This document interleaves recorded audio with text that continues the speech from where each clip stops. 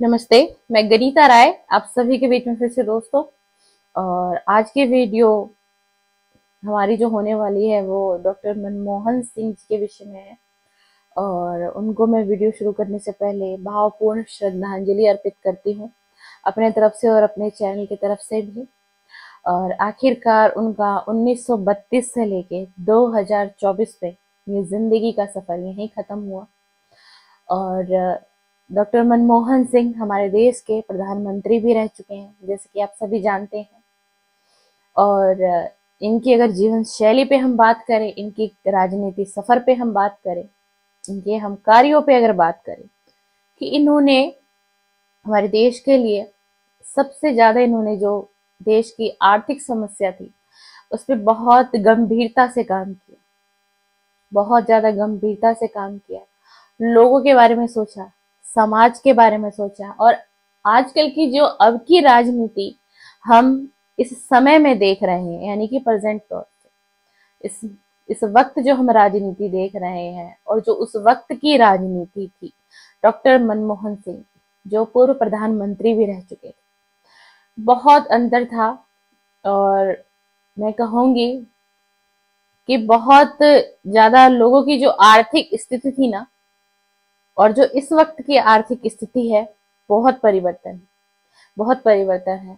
और मनमोहन सिंह जी के बारे में एक बात और कहना चाहूंगी कि उनकी ईमानदारी के चर्चे आज भी लोगों की जुबान पर है। जैसे कि वो कांग्रेस पार्टी से रहे और वो प्रधानमंत्री भी रह चुके थे, क्योंकि प्रधानमंत्री बनना था सोनिया गांधी जी को। लेकिन उनको ये डर था कि कहीं, जैसे कि मेरे पति राजीव गांधी और इंदिरा गांधी को इस राजनीति के सफर में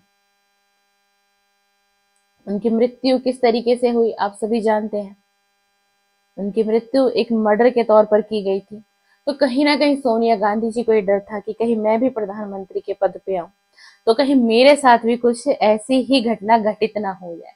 और ठीक उसी तरह ही उनके बच्चे प्रियंका गांधी और राहुल गांधी, उनको भी यही डर था। इसी कारणवश सोनिया गांधी जी ने प्रधानमंत्री का पद स्वीकार नहीं किया, यानी कि पीएम पद को अस्वीकार कर दिया। और उन्होंने फिर यह पद डॉक्टर मनमोहन सिंह जी को दिया। और मनमोहन सिंह जी ने इस पद की गरिमा को, प्रधानमंत्री वो बने और उनको देश की जनता ने जिताया और बहुत अच्छे मार्जिन से जिताया। और उसके बाद उन्होंने बहुत से ऐसे काम किए कि जो योजनाएं आप इस समय में, जो डॉक्टर मनमोहन सिंह ने उस समय में जो योजना चलाई थी, उस बहुत सी ये योजनाओं का लाभ आपको इस वक्त में मिल रहा है। शायद आपको बहुत सी योजनाएं पता भी ना हो, लेकिन आप बहुत सी योजनाओं का जो लाभ उठा रहे हैं वो सभी योजनाएं डॉक्टर मनमोहन सिंह के द्वारा लॉन्च की गई थी। और बहुत शांत स्वभाव था, राजनीति में थे। लोगों का ये भी कहना था कि ये कैसा देश का पीएम है, ये पीएम कैसा है देश का जो बहुत कम शब्दों का प्रयोग करता है और बहुत कम बोलता है।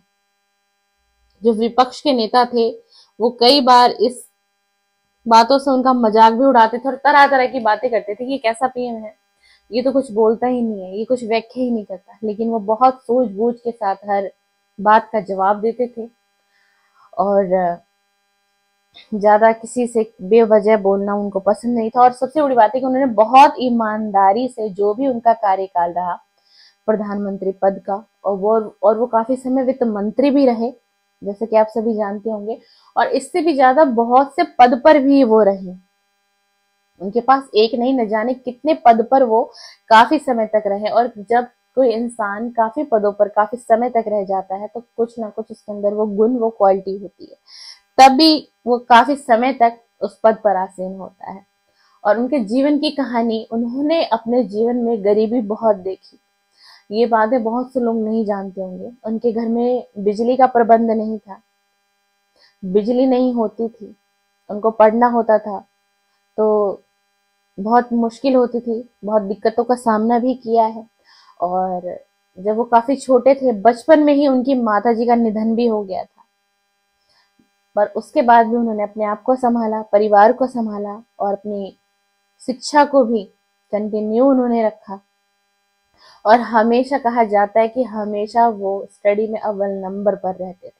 इतनी गरीबी होने के बावजूद भी दोस्तों, जब कोई इंसान गरीबी देख लेता है ना, तो वो उस चीज को समझता है।